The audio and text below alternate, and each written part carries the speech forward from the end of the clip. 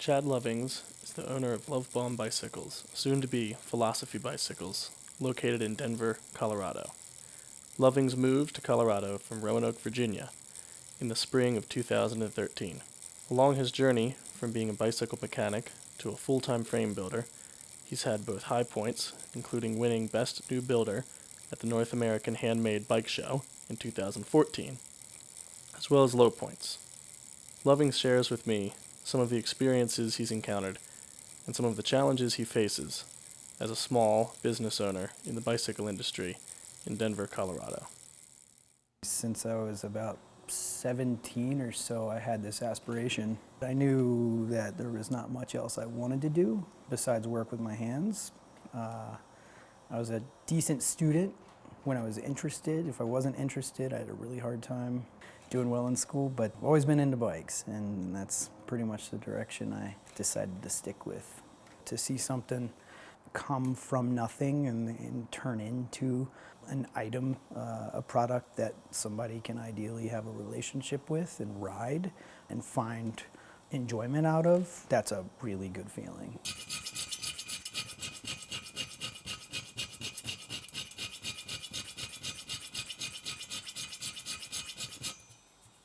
It's definitely challenging. I think the hardest part for me is the book side of it, the actual time management. It's easy enough for me to just put my head down and focus on building a frame. The the work with your hands is only half the battle, though. Owning a small business, just balancing the books. This kind of business is really intensive in investment. There's a lot of equipment necessary.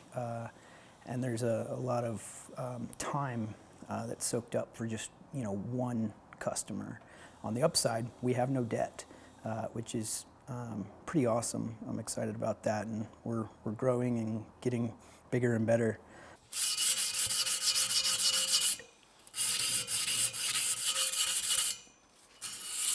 I personally have gone through a lot of changes. I went from being 29-year-old married guy to a 30-year-old single guy living with guys much younger than me in a house for rent. And so it kind of felt like a step backwards to a degree.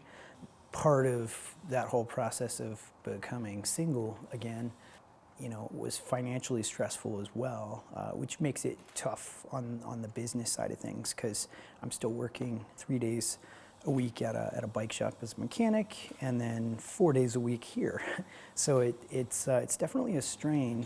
Every now and again I have to take a day and try to just relax, but it always feels like there's something more to do.